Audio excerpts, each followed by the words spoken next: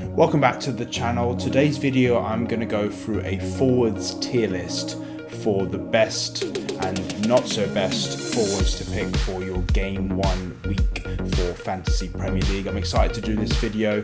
It's just a great way to look at all the different forwards available and rank them, in my opinion, of best options going forward. So starting off, we're going to be doing the avoid picks for this list, then we're going to go into risky picks, then solid picks, and then the top picks, in my opinion, for game week 1. So starting with the avoid picks, I have put Rasmus Højlund as my first one within this. Reason why is pretty obvious. Just picked him injury up, playing for Manchester United in a pre-season friendly of Arsenal. Looks like he's going to be out for at least 6 weeks, so unfortunately we'll have to put him in the avoid pick, which is unfortunate for him because he was looking really good in that game and obviously a great option up front for Manchester United.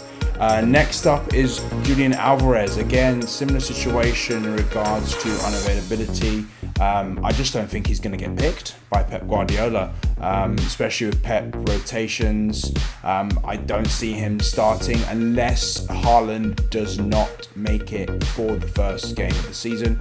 I think keeping an eye on the Community Shield game against Manchester United will give us a good gauge on whether Haaland will be fit for that, and that will obviously have an impact for Alvarez. However, saying that, there is Foden, who may not start game week 1, so there could be an opportunity for Alvarez, but I still don't think he will start on top of other players like Bernardo Silva and De Bruyne and Rodrigo, Grealish, all those other players available. Next up is Gabriel Jesus. His situation in regards to his play with Arsenal, he's not number 1, it's Kai Havertz. So I think for him, he's not the best option for Arsenal going up front. So he's unlikely to be picked in the starting lineup, with Havertz being the main man up top. But could be a good impact sub, but in regards to putting him in your team, I just don't believe it's probably the wisest decision to go forward with. Richarlison, again, he's kind of hit and miss. He had some really good moments with Tottenham last season. However, inconsistent with injuries and other things that are going on personally for him. So I wouldn't go as the forward in that position for him. I just don't think it's going to be the best option to go over Spurs. Richarlison forward for game week 1. Despite the good fixture, I just think other players are going to be ahead of him to start, especially with Son probably most likely playing up top for Tottenham. Cunha, again, I like this player for future game weeks. I think could be a great option if he's still there, obviously, if he doesn't get transferred to another team. He's probably the main focal point for Wolves in their strike force, but for game week 1 against Arsenal, it's a tough game away. I would avoid Cunha. Then moving on to Mateta.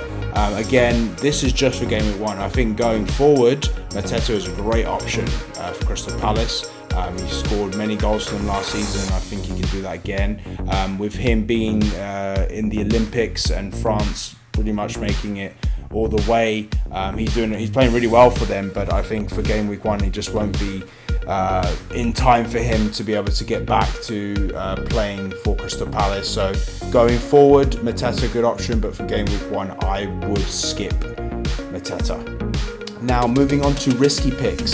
So a couple here that may be a surprise, a couple here that I think are pretty much in good stead to be in this position. João Pedro, even at 5.5 million, I think is a great option for managers, but we've got an injury issue here. He's missed the pre-season tour, so we don't know really the extent of the injury, so that's one to look for. I think he's a great option if he's available, especially because of that price point, but right now, a bit risky just with the injury, so I would probably not want to put him in right now as my starting or bench striker for game week 1. Ivan Toney, again with him, he's just, unpredictable. I don't know what's going on at Brentford in regards to him. I thought personally he was going to be moved along into another team, but nothing's really kind of occurred, so Right now, Tony may start, but it may be a rotation with Wissa and then Buemo. So that's kind of a wait and see approach. And like I said, it's a bit of a risky choice to go with Tony, even though I think he's a great option, maybe for potential future game weeks if he does stay with the team. Cody Gakpo, I like a lot. I just think it's a little bit risky because I don't know who's going to really start for Liverpool in the wings position, playing forward. Obviously Salah is pretty much the number one there, but between Luis Diaz and Gakpo and Jota, it's kind of hard to gauge what this new manager is going to do. So I would have a wait and approach, see on Gakpo and see what happens going forward for Liverpool. Calvert-Lewin, again, a good option. He's had flashes of really good play for Everton. Just been inconsistent at times and also has a lot of injury issues. I can see managers maybe wanting to put him in because he probably is going to be the main striker at Everton again. It's a good tie against Brighton at home, but I just don't really trust Calvert-Lewin right now to be one of my forwards for game week 1. Nicholas Jackson, again, showed flashes, had some moments of brilliance, had some moments that were kind of not good. So he's a risky pick for me, especially with Nkunku, who I think is probably going to end up starting for Chelsea. Obviously Nkunku is a midfielder position for fantasy, but he's probably going to play forward. So I don't know if Jackson's going to be a good option to go with, but who knows going into game week 1 whether Jackson may be the starting striker for them, but I just wouldn't personally go for him right now. I would want to kind of see what Chelsea are doing with this new manager and how they're going to look. And Jamie Vardy, old veteran Jamie Vardy, again, he's probably going to be their number one guy between him and Daka. He's got tons of experience in the Premier League, obviously he's won a Premier League title, so I still think he'll make an impact for Leicester, but I just don't really want to probably put all my eggs in the basket with Jamie Vardy for game week 1. See how he does, see if he actually starts or if he's going to come off the bench. See how that kind of plays as a new manager as well, so we don't know how they're going to kind of set up with their players for that game week 1. So that's risky picks. Let me know if you agree with these. If there's anyone else you think should be in that list or who you would put in, I would love to hear from you guys in the comments. Moving on to a solid pick. So first one, Kai Havertz, and I really high on Kai Havertz. I think he, despite some troubles with Arsenal last season and fans giving him a lot of flack, honestly, he ended up producing for them and really was a consistent player for them and showed that he could play that number 9 position for Arsenal. Played well in the Euros at times as well for Germany. So look for him to be a good option if you're going for 3 strikers to start. Kai Havertz, good home tie against Wolves to start, and look for him to be a focal point in that forward position for the Gunners. Now Chris Wood, I'm seeing him a lot in fancy teams. I think he's the main kind of attractive option for Nottingham Forest up front. They've got a good tie to start against Bournemouth at home. He showed he can come in, he can score goals and deputise, but I think he probably will be the starting striker. So another solid option in that forward position, and a good price point as well for managers at 6 million. So you're not putting a ton of money in your forward position with Chris Wood. Then we move on to Dominic Solanke at Bournemouth. Good tie for them. Nottingham Forest, I think that should be a very good game between 2 teams there. Solanke, very consistent. There is talk of him moving, so this is a watch and see approach. I know Tottenham are interested in Dominic Solanke, so he could move on. 7.5 million, not a bad price point. He's shown he can score goals now in the Premier League for Bournemouth, so look for him to be a great option, whether that's going to be with Bournemouth or with another different potential team.